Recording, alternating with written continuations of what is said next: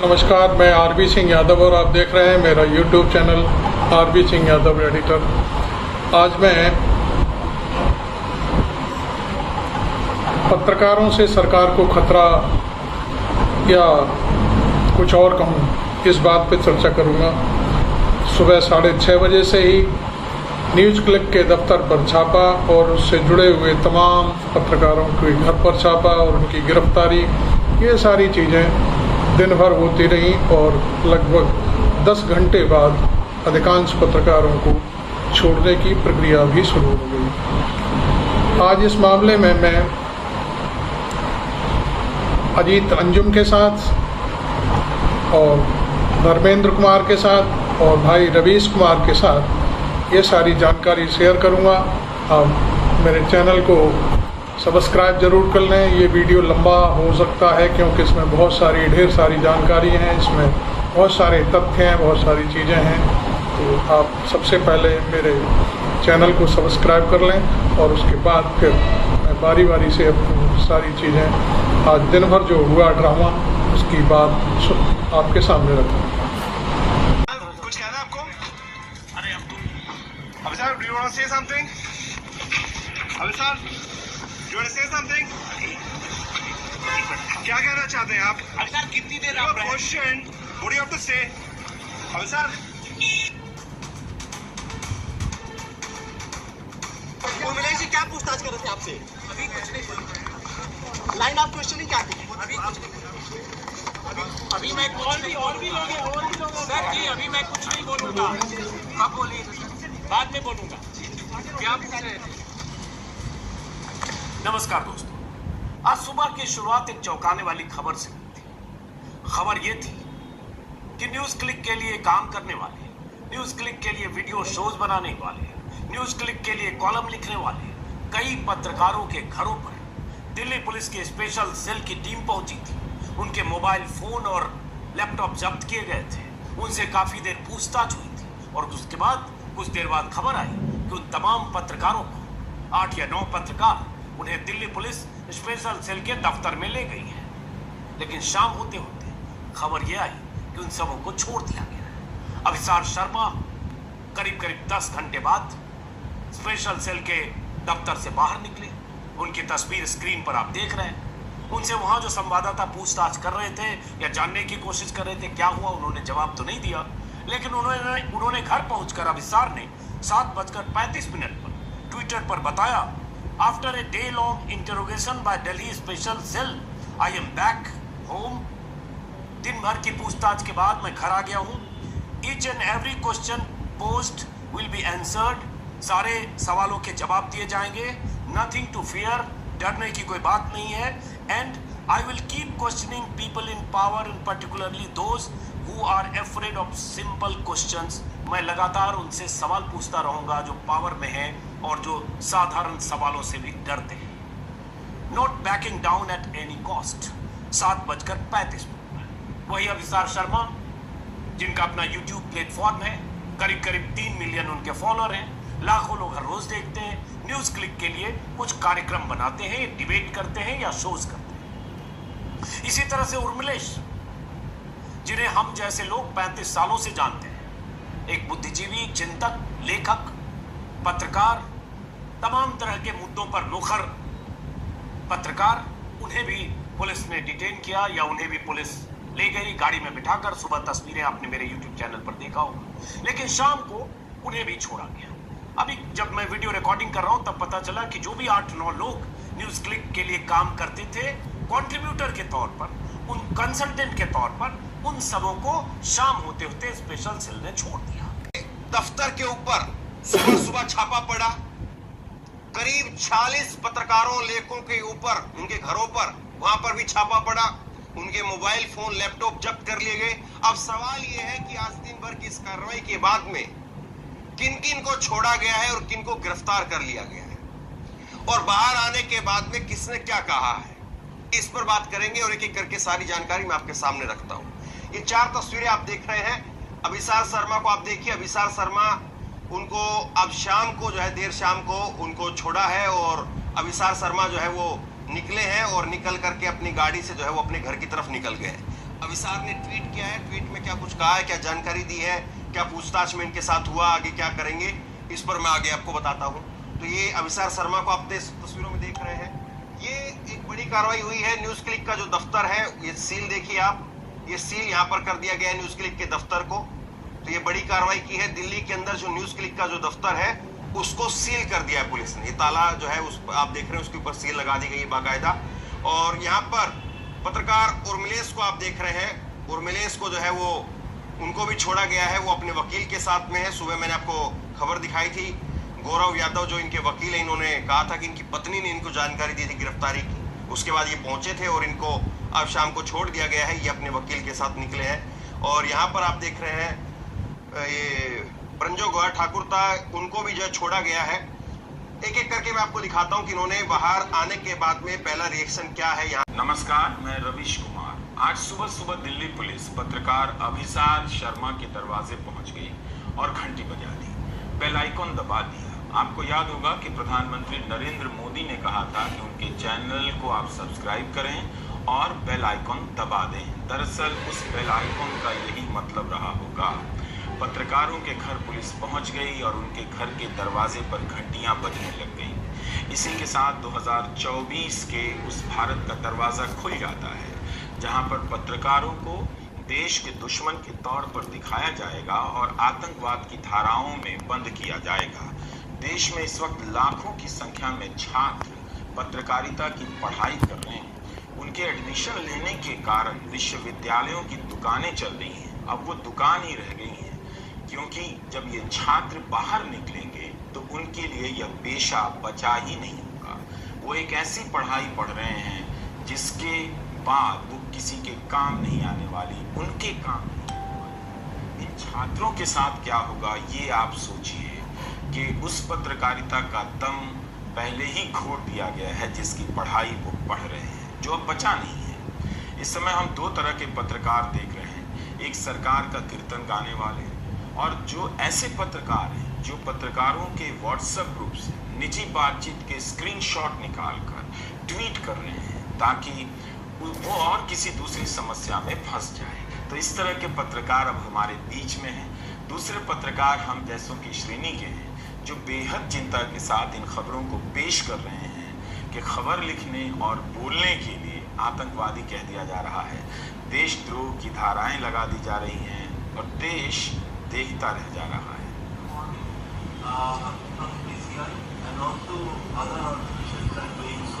News click के मामले में अभिसार शर्मा, भाषा सिंह, उर्मिलेश, प्रंजय गुहा ठाकुर और अनिंद्यो चक्रवर्ती के घर दिल्ली पुलिस पहुंच गई और उन्हें पूछताछ के लिए ले गई। मीडिया में एफआईआर की खबर आने से पहले ही सरकार का कीर्तन करने वाले पत्रकारों ने सूत्रों के हवाले से बता दिया कि इनके खिलाफ देश की संप्रभुता का मामला है, यूएपीए लगाया जाएगा। अनिंद्यो चक्रवर्ती, प्रंजय गुहा ठाकुर, अभिसार, भाषा और उर्मिलेश, इन सब की पत्रकारिता आपके सामने है। इन सभी की पत्रकारिता शानदार रही है, बेबाक रही है। अनिंद्यो चक्रवर्ती ने अपनी जिंदगी में कोई गलत काम नहीं किया होगा। 1 साल नहीं 30 साल अनिंद्यो को देखा है। आज वो पुलिस की गिरफ्त में है। हम बेबसी और नाइंसाफी की हर तरह की हदों को पार होते देख रहे हैं। जिस व्यक्ति का जीवन किताबों और परिवार के बीच ही गुजरता रह गया, जिसके सवालों और जानकारी के सामने कोई टिक नहीं सकता था, उस अनिंद्यो चक्रवर्ती को पुलिस घर से उठाकर ले गई। अभिसार शर्मा, प्रंजय गुहा ठाकुर, उर्मिलेश, भाषा सिंह के वीडियो आप जरूर देखिए। अभिसार शर्मा के बारे में आप जानते हैं, उनके साहस की बात आपको पता है। पहले भी अभिसार पर तमाम तरह के मुकदमे किए गए, मगर वो चुपचाप उनका सामना करता रहा और कभी खुलकर अपनी तकलीफ दुनिया को नहीं बताई, मगर पत्रकारिता में कहने से कभी नहीं डरा। वैसा अभिसार इस देश के खिलाफ किसी तरह की साजिश करेगा, यह मजाक के साथ भद्दा मजाक है। उर्मिलेश और भाषा की सामाजिक और राजनीतिक पत्रकारिता पर किसी को भी गर्व होना चाहिए। उर्मिलेश जैसे पत्रकार ना होते तो हिंदी पट्टी की पत्रकारिता के अंधेरे में कोई रोशनी नजर नहीं आती। भाषा अपनी पत्रकारिता में जुनूनी ना होती तो कम पैसे की इस नौकरी के बाद भी वो सड़क सड़क भटक कर आम आदमी की आवाज नहीं बनती। आज वही भाषा पुलिस की गिरफ्त में है। एफआईआर में उनका नाम है, जिनका नाम पत्रकारिता की किताबों में शानदार शब्दों में होना चाहिए था, उनका नाम FIR में है। परंजय गुहा ठाकुरता की आप तमाम रिपोर्ट को देखिए, उसमें कितने खतरे हैं। न्यूयॉर्क टाइम्स की खबर का बहाना बना रहे हैं। उन्हीं अखबारों में अदानी को लेकर कितनी खबरें छपी हैं, परंजय ने कितनी खबरें लिखी हैं। क्या अदानी के दफ्तर में आपने किसी जांच एजेंसी को जाते हुए देखा है? साफ है, जो बोलेगा उसे चुप करा दिया जाएगा। अभिसार शर्मा ने ट्वीट कर लिखा कि दिल्ली पुलिस मेरे घर पहुंची और मेरा लैपटॉप और मोबाइल जब्त कर लिया। पत्रकार भाषा सिंह ने ट्वीट किया कि ये मेरा लास्ट ट्वीट है, दिल्ली पुलिस ने मेरा मोबाइल जब्त कर लिया है। Why they called you today? That question I cannot answer. मेरा पास ये सवाल का जवाब नहीं है। क्यों हमें बुलाया ये दिल्ली पुलिस को, उनसे सवाल उठाइए। आज सुबह 6:30 बजे हमारा घर में 9 पुलिस के लोग आए थे और हमसे बहुत सारे सवाल उठाया और फिर मैं यहाँ पे पहुँच गया हूँ और हमें कम से कम 8 लोग अलग अलग सवाल उठाया कि मैं एक भटनागर जी से बात करता हूँ क्यों US में, वो मेरा साला जी है, मेरा बीवी का भाई है। हमें ये पूछा गया कि आप सिग्नल का इस्तेमाल करते हैं? हाँ, हम इस्तेमाल करते हैं। हमें ये भी पूछा गया कि आप दिल्ली का जो दंगा हुई थी, हिंदू मुसलमान दंगा, आप उसमें रिपोर्टाज किया? बोला मैंने नहीं किया। आप किसान आंदोलन के ऊपर रिपोर्ट किया? बोला हाँ किया। तो ये सारे सवाल मैं सुबह यहाँ पे 8 बजे 8:15 बजे से हूँ और अब 6:15 बजे मैं अपनी तो अभिसार, अनिंद्यो, परंजय गुहा ठाकुरता, भाषा, आरित्री के घर पुलिस पहुंच गई। इसकी सूचना आने से पहले ही अंदाजा हो गया था। YouTube में आपको कई ऐसे वीडियो मिलेंगे जिसमें इनकी गिरफ्तारी की मांग की गई है और माहौल बनाया गया है। देश को बताया गया कि ये चीन से मिले हुए हैं और उसके पैसे से देश के खिलाफ कोई काम कर रहे हैं, जबकि इनका वीडियो सब कुछ YouTube पर आपके सामने है। इसके बाद भी इस तरह की बातें कही गई और इनके घर पुलिस पहुंच गई। आपको कई ऐसे वीडियो मिल जाएंगे, गोदी एंकरों के वीडियो मिलेंगे, लोकसभा के भीतर बीजेपी के सांसद का बयान मिलेगा, सूचना प्रसारण मंत्री का बयान मिलेगा। इन सभी से साफ हो गया था कि इन स्वतंत्र पत्रकारों से अब तकलीफ होने लगी है और आप जनता भी इस बात को नोट कर रहे थे। जनता ने गोदी मीडिया का खेल समझ लिया है, गोदी मीडिया को देखना बंद कर दिया है। YouTube पर इनके कार्यक्रमों की लोकप्रियता घट गई है और स्वतंत्र पत्रकारों की बढ़ गई है। इन लोगों ने चुनौती देनी शुरू कर दी है, इसलिए अब इनका नंबर आया है। दरअसल इन पत्रकारों के जरिए उस जनता का नंबर आया है जो गए गोदी चैनलों को देखना बंद कर चुकी है और YouTube पर अभिसार, भाषा, अनिंद्य चक्रवर्ती और उर्मिलेश जैसे पत्रकारों को देख रही है। अभिसार, उर्मिलेश, अनिंद्यो, परंजय, भाषा के अलावा विज्ञान और टेक्नोलॉजी पर लिखने वाले बप्पा सिन्हा के घर भी छापा पड़ा। बप्पादित्य सिन्हा भी न्यूज क्लिक में लिखा करते थे। न्यूज क्लिक की एक और पत्रकार आरित्री के घर भी दिल्ली पुलिस की टीम पहुंची। आरित्री ने कहा कि दिल्ली पुलिस सुबह 6 बजे मेरे घर में घुस आई, मेरा लैपटॉप, फोन, हार्ड डिस्क आदि ले लिया। मेरे द्वारा की गई रिपोर्टिंग के बारे में पूछताछ की गई। यह UAPA मामले से जुड़ा है। Great time to be journo, पत्रकार होने का यह शानदार समय है। संजय राजौरा जो एक कॉमेडी आर्टिस्ट हैं, उन्होंने अपनी कला से आपको हंसाया ही है। समाज और सरकार की व्यवस्था पर टिप्पणी की है। उनके घर भी पुलिस पहुंच गई। संजय के घर से पुलिस को क्या ही मिलेगा, लेकिन किसी संस्थान में काम करने की वजह से इतनी गंभीर धाराएं लगा दी गई हैं। सुहेल हाशमी की उंगलियां पकड़कर न जाने कितने लोगों ने दिल्ली को देखा होगा, जाना होगा। उनके घर भी पुलिस पहुंच गई। YouTube पर सुहेल हाशमी के कई वीडियो मिल जाएंगे। अपने बच्चों को जरूर दिखाइएगा और खुद भी देखिएगा। भारत का शानदार इतिहास मिलेगा वहां। वैसा जीवन जीने वाले शख्स के घर पुलिस पहुंच गई। शबनम हाशमी ने ट्वीट किया है कि आज सुबह 6 बजे दिल्ली पुलिस के स्पेशल सेल ने सुहेल हाशमी के घर पर छापेमारी की। 6 लोग घर और बेडरूम में घुस आए, उनसे 2 घंटे तक पूछताछ की। पुलिस ने उनका कंप्यूटर, फोन, हार्ड डिस्क और फ्लैश ड्राइव जब्त कर लिया। Prabir Purkayastha, Teesta Setalvad, Tricontinental India office, Sitaram Yechury के यहाँ भी छापा पड़ा, क्योंकि उनके स्टाफ के श्री नारायण के बेटे सुमित कुमार न्यूज क्लिक में काम करते हैं। न्यूज क्लिक के दफ्तर यहां काम करने वाले पत्रकारों के घर पर छापेमारी की यह घटना बता रही है कि अब पत्रकारों को जेल में रहना होगा। जिस दिन बीबीसी की डॉक्यूमेंट्री को बैन किया गया और जनता ने उसे चुपचाप स्वीकार किया, उसी दिन साफ हो गया था कि सरकार हर तरह की हदों को पार करेगी और हर तरह के नैतिक दबाव से मुक्त हो चुकी है। उसे अब परवाह नहीं है कि जनता इसे पत्रकारिता पर हमले के रूप में देखती है या नहीं। दरअसल अब जनता की भी कोई औकात नहीं बची है। ये दिल्ली का रामलीला मैदान है। यहाँ जब भी आंदोलन हुआ, दर्जनों ओबी वैन से लेकर पत्रकार रिपोर्टिंग करने पहुंच गए। यहाँ आए हर किसी को लगा होगा कि उनकी संख्या का असर होगा, मीडिया में खबर होगी, मगर कवरेज ही नहीं हुआ। तो यह वो गोदी मीडिया है जिसके साथ आप खड़े होते हैं, मगर ये आपके साथ खड़ा नहीं होता है। यही जनता की हैसियत बच गई है। जब वह सड़क पर होती है, गोदी मीडिया सत्ता के महल में होता है। जब जनता की परवाह किसी को नहीं रही, तो चंद पत्रकारों के यहाँ छापे से इस समाज को क्या फर्क पड़ेगा जिसकी सोचने समझने की क्षमता धर्म की राजनीति ने खत्म कर दी है। वो केवल घंटी बजाने लायक रह गई है। उन खतरों की घंटी की आवाज उसे सुनाई नहीं दे रही कि पत्रकारिता पर यह हमला दरअसल उसके वजूद पर हमला है। पत्रकारों के खिलाफ आतंक की धाराएं लगा दी गई। हम यहां तक आ गए और आप ही हमें यहां तक ले आए। वकील कविता श्रीवास्तव ने ट्वीट किया है कि पत्रकारों के खिलाफ यूएपीए की धाराएं लगाई गई हैं। धारा 153A विभिन्न समुदायों के बीच शत्रुता पैदा करने के लिए यह धारा लगाई जाती है। आईपीसी की धारा 100B भी लगाई गई है आपराधिक साजिश के मामले में। द न्यूयॉर्क टाइम्स की एक रिपोर्ट में 10 अगस्त 2023 को न्यूज वेबसाइट न्यूज क्लिक को कथित रूप से वित्तीय सहायता देने वाले नेविल रॉय सिंघम और चीनी कम्युनिस्ट पार्टी के बीच संबंध का आरोप लगाया गया। इस रिपोर्ट में दावा किया गया कि नेविल रॉय सिंघम के नेटवर्क ने दुष्प्रचार और चीन समर्थक संदेशों को बढ़ावा देकर मुख्य धारा के नैरेटिव को प्रभावित किया। उस समय न्यूज क्लिक पर छापेमारी को लेकर केंद्रीय मंत्री अनुराग ठाकुर ने प्रेस कॉन्फ्रेंस कर ये जानकारी दी।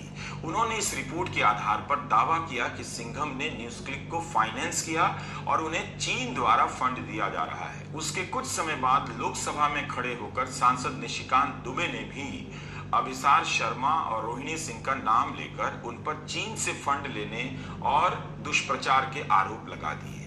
मगर उस रिपोर्ट में न्यूज क्लिक को लेकर मात्र 2 लाइन का जिक्र था, जिसमें लिखा गया कि कॉर्पोरेट के रिकॉर्ड से पता चलता है कि सिंघम ने न्यूज क्लिक को फंड दिया। न्यूज क्लिक ने चीनी सरकार की लाइन को अपने कार्यक्रमों में दिखाया।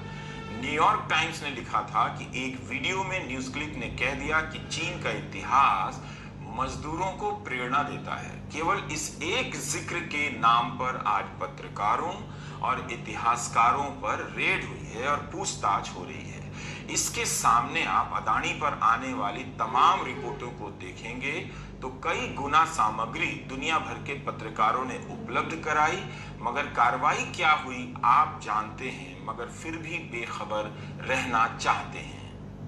न्यूज क्लिक जो कंपनी है उसके साथ मैं 2018 के अंत से जुड़ा हुआ हूं और उनके साथ मुझे करीब 4.5 साल हो चुके हैं। क्या मैं न्यूज क्लिक का एम्प्लॉई हूं?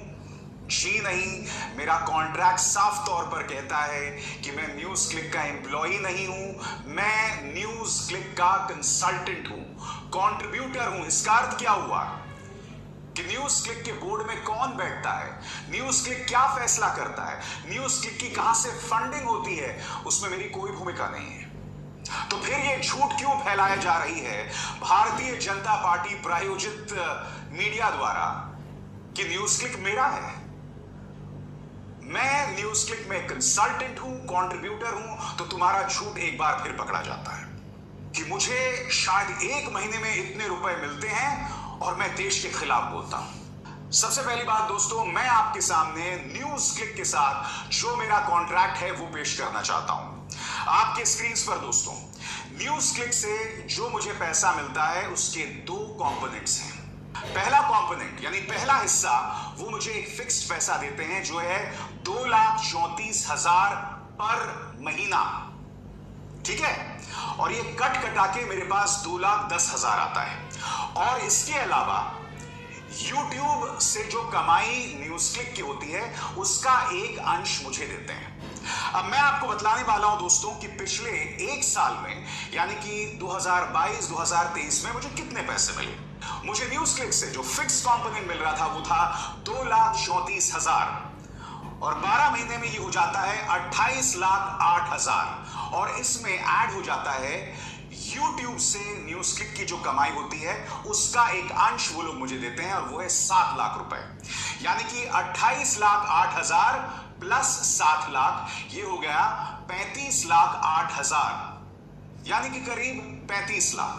वो भी 2022-23 में, जब मैंने 2018 में न्यूज क्लिक के साथ काम करना शुरू किया था दोस्तों, तो अपने स्क्रीन पर देखिए तो मुझे मिल रहे थे 1 लाख अपने कार्यक्रम न्यूज चक्र के लिए जो हफ्ते में एक बार आता है, और बोल के लब आजाद है तेरे के लिए मुझे मिल रहे थे 60,000। यानी कि कुल मुझे 1,60,000 पर मंथ मिल रहा था। और उस वक्त न्यूज क्लिक का YouTube मोनेटाइज नहीं था, यानी कि YouTube के जरिए न्यूज क्लिक पैसा नहीं कमा रहा था।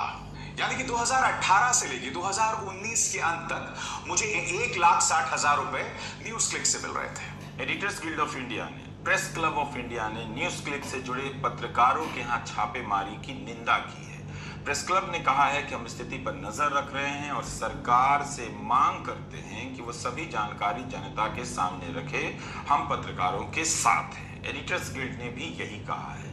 गोदी एंकरों को आज बहाना मिल गया होगा, मगर उन्हें याद रखना चाहिए कि इन पत्रकारों के यहाँ छापेमारी से उनके गटर की पत्रकारिता गंगा नहीं हो जाती है। ऐसे गोदी एंकर के काम उनके दर्शक भी जानते हैं कि ये लोग गटर का पानी पत्रकारिता के नाम पर उनके ड्राइंग रूम में बहा रहे हैं। ऐसे गोदी पत्रकार इन दिनों सूत्रों का हवाला देकर या गिरफ्तारी पर चुप रहकर किस तरफ खड़े हैं जनता देख रही है।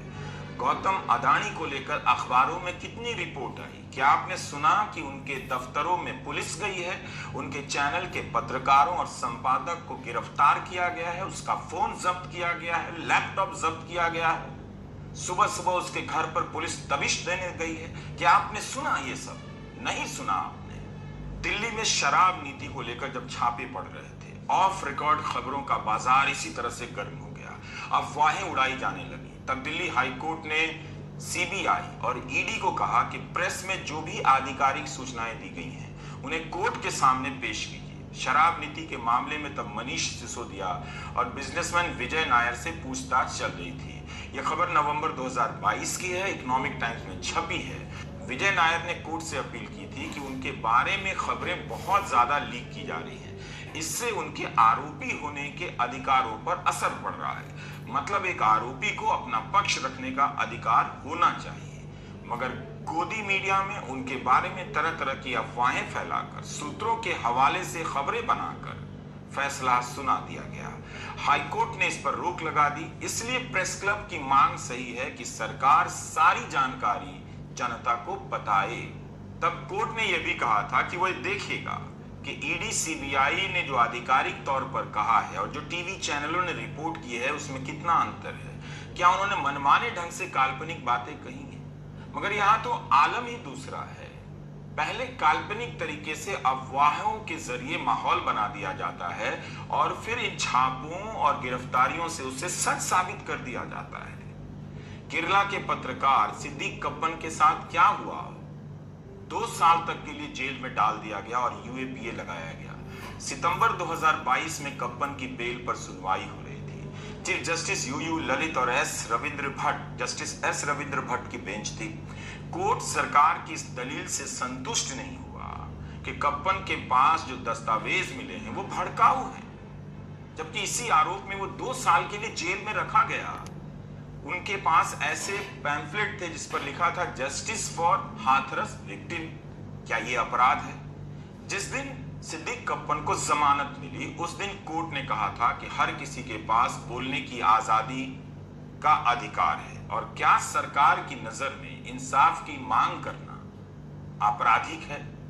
कोर्ट ने कहा था कि कप्पन बेल के लिए योग्य हैं क्योंकि वे हिरासत में काफी समय बिता चुके हैं और केस के तथ्य भी अजीबोगरीब हैं। इसी तरह केरला के मीडिया वन चैनल को राष्ट्रीय सुरक्षा से जुड़े मामले में आरोप लगाकर बंद कर दिया गया, बैन किया गया। गृह मंत्रालय ने बाकायदा बैन किया, कारण भी नहीं बताया। यही नहीं, केरला हाई कोर्ट में सील बंद लिफाफे में सरकार की दलील स्वीकार की।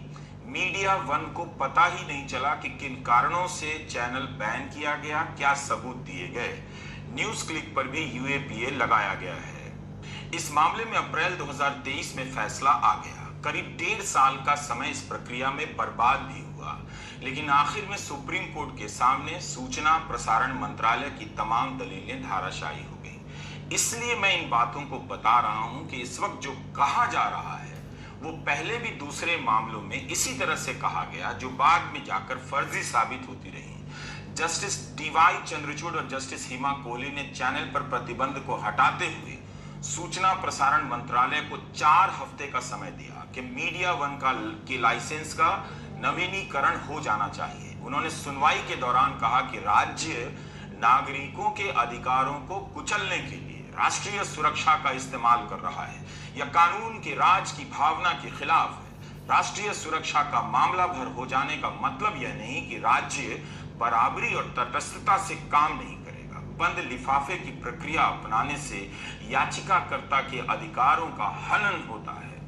हमने सिद्दीक कप्पन मीडिया वन का उदाहरण इसलिए दिया ताकि आप देख सकें कि उर्मिलेश, अभिसार शर्मा, अनिंद्यो चक्रवर्ती, आरित्री, परंजय गुहा ठाकुरता और भाषा सिंह के यहाँ पुलिस के जाने और यूएपीए जैसी धाराएं लगाने का क्या मतलब है, इतिहास क्या है, एक न्यूज संस्थान पर यूएपीए क्यों लगाया जा रहा है।